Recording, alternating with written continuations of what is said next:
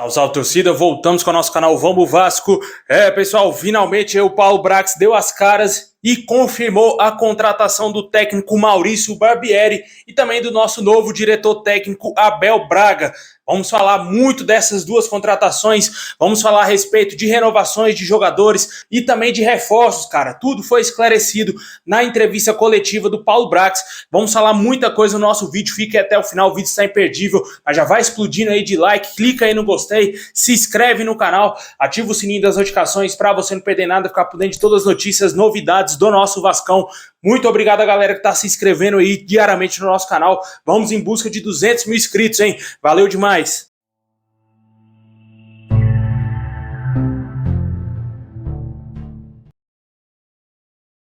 Bom, pessoal, o Vasco anunciou oficialmente aí a contratação do técnico Maurício Barbieri. Ele chegará para ser o nosso novo treinador. Até o momento, o Vasco não divulgou ainda o período de contrato do nosso novo técnico, mas ele já está confirmado. O dirigente Paulo Brax confirmou na entrevista coletiva e logo após isso, nas suas redes sociais, o Vasco confirmou também a chegada do novo profissional. De acordo com o Paulo Brax, ele já está trabalhando desde ontem no Vasco, né, cara? E também o diretor deixou bem claro que o Vasco só irá anunciar reforço após o anúncio do treinador, né? Como ele próprio disse, o Vasco já tem encaminhado alguns jogadores. Após aí o anúncio do Barbieri, a gente espera que nessa semana o Vasco anuncie oficialmente novos reforços. A chegada do Maurício Barbieri não agrada tanto assim o torcedor vascaíno, né?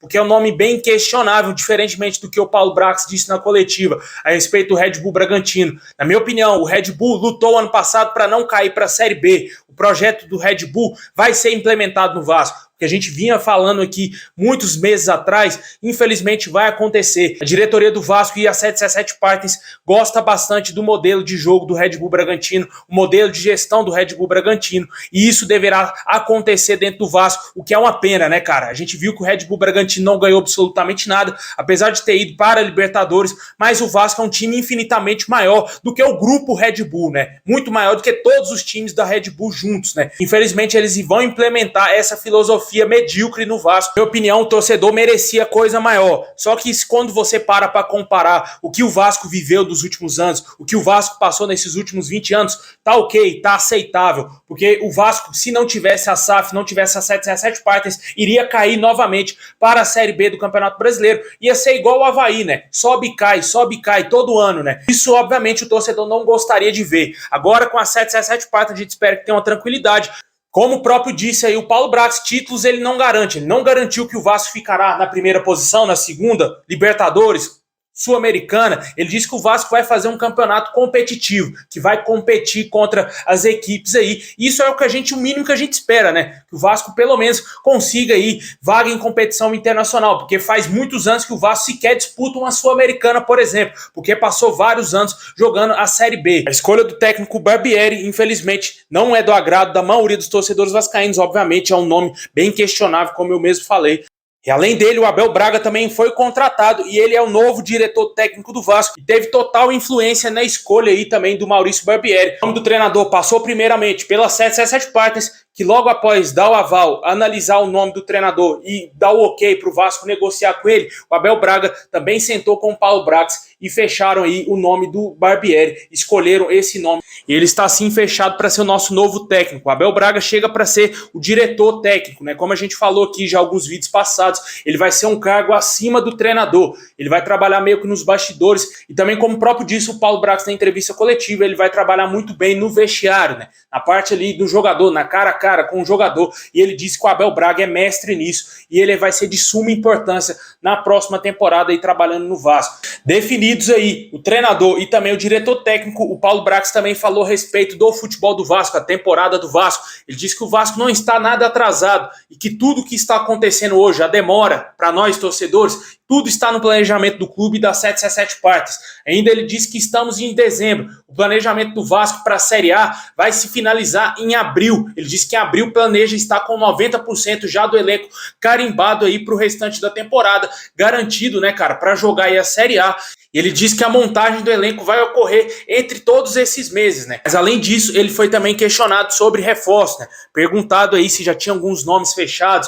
Vários nomes são especulados diariamente no Vasco, entre eles artilheiros, os nomes mais fortes, como o nome do Júnior Urso, Pedro Raul e também aí do Wellington Rato, esses 3 jogadores não foram esclarecidos pelo Paulo Brax. Ele não entrou no quesito nomes, ele não revelou o nome dos jogadores que o Vasco negocia, mas ele deixou claro que o Vasco já está fechado com os jogadores. Ele não falou qual o número de jogadores, mas ele confirmou que é acima de 1, né? Pelo menos 2 jogadores já estão fechados com o Vasco. Atualmente eu acredito que seja o Pedro Raul e também o Júnior Urso. Caso não seja o Pedro Raul, muito possivelmente pode ser que seja o Wellington Rato, já que o Vasco teria feito uma proposta já ao Atlético Goianiense para contratar esse jogador, de acordo com algumas informações de jornalistas. A gente não tem ao certo qual o nome concreto. Eu acho que 99% de chance é o Júnior Urso. Um deles é o Júnior Urso, porque ele já saiu da Flórida, já até mesmo em festa lá com um amigo. O amigo dele confirmou que ele estava fechado com o Vasco, e o Júnior Urso ficou rindo de boa, né? Como se já tivesse tudo fechado. E com certeza ele é o jogador que vai vir para o Vasco. Muito possivelmente será o primeiro nome anunciado pelo clube.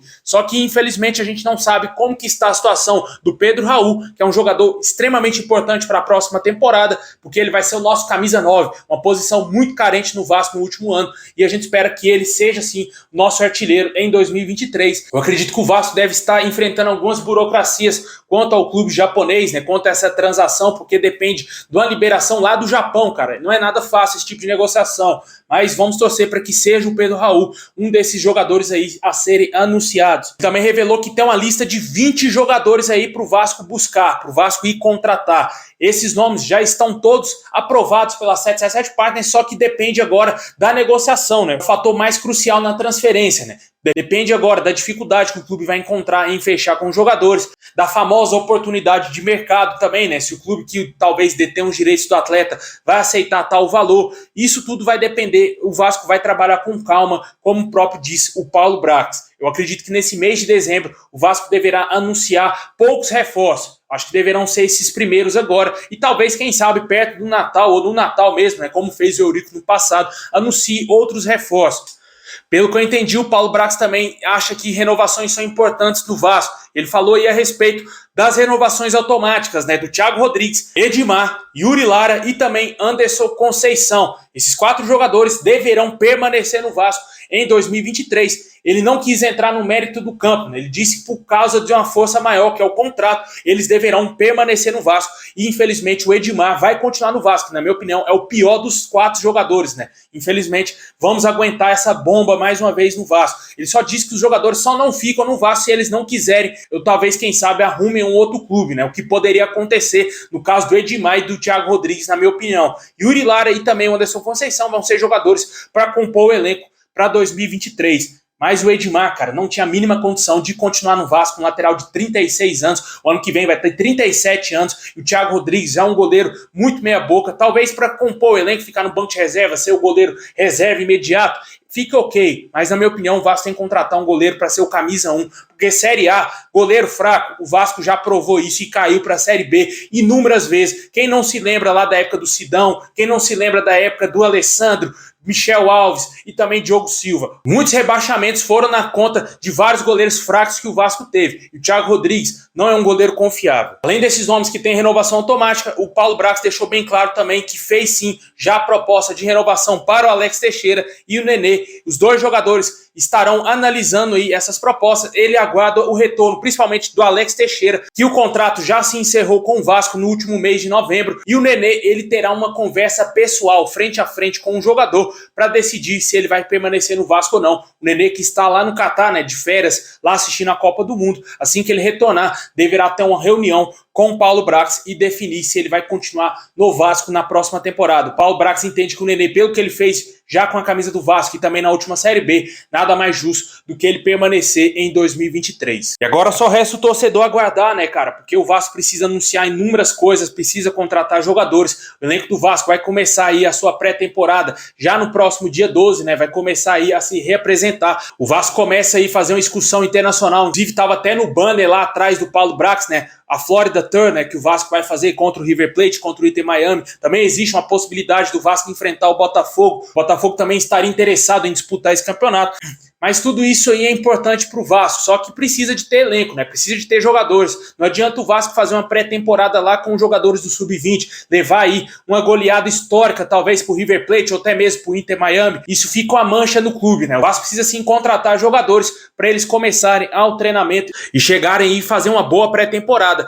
Muito possivelmente o Vasco irá abrir mão sim do Campeonato Carioca no primeiro momento e utilizar aí jogadores das categorias de base para disputar a competição.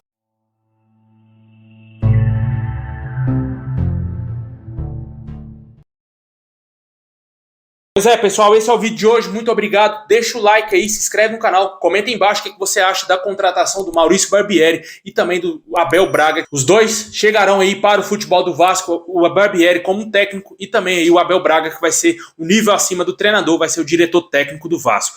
É isso aí, pessoal. Muito obrigado a todos vocês. Se tiver mais novidades, vamos trazer aqui no canal. Forte abraço e é nóis.